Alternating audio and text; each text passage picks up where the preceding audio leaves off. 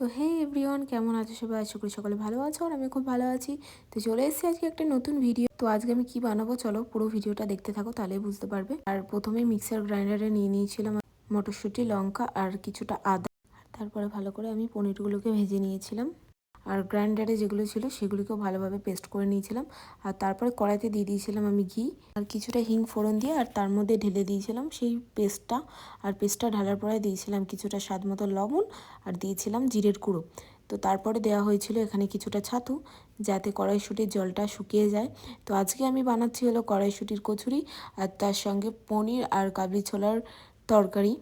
তো কাবলি ছোলার তরকারি বানানোর জন্য প্রথমেই দিয়ে দিয়েছিলাম এলাচ, লবঙ্গ ও দারুচিনি, এগুলো সব ফোড়ন, আর তেজপাতা আর শুকনো লঙ্কা দিয়ে নিয়েছিলাম। তারপরে দিয়েছিলাম কিছুটা আদা বাটা আর কিছুটা দিয়েছিলাম টমেটো। তারপরে দিয়েছিলাম জিরের গুঁড়ো, হলুদ গুঁড়ো ও কিছুটা দিয়েছিলাম কাশ্মীরি লঙ্কার গুঁড়ো, এবং পুরোটা ভালো করে খুব সুন্দর তেল না ছাড়া পর্যন্ত নাড়াচাড়া করে নিয়েছিলাম। আর এখানে আলু আগে থেকেই সিদ্ধ করা ছিল, আলু আর ছোলা দুটোই আগে থেকে আমরা সিদ্ধ করে রেখেছিলাম।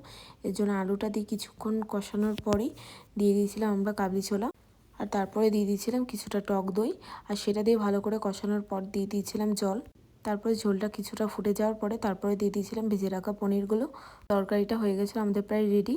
এর জন্য আমার মা ডো আর সেই পুরগুলো নিয়ে ভরতে বসে পড়েছিল লুচির গেছি করার জন্য। আর উপরে হচ্ছিল তরকারিটা, আর ওটা প্রায় কমপ্লিট হয়ে গেছিলো। এর জন্য ওর মধ্যে দিয়ে দিয়েছিলাম কিছুটা কাসুরি মেথি, যার ফ্লেভারটা আমার খুবই ভালো লাগে, আর ঘি। আর তারপরে দিয়ে দিয়েছিলাম কিছুটা গরম মশলা, সেটা আর ভিডিওর মধ্যে নেওয়া হয়নি। তারপরে একে একে কচুরিগুলোকে ভেজে নিয়েছিলাম, আর তারপরে ভাজা হয়ে গেলে আমিও বসে পড়েছিলাম খেতে। তো আজকের ভিডিও কেমন লাগলো অবশ্যই কমেন্টে জানিও।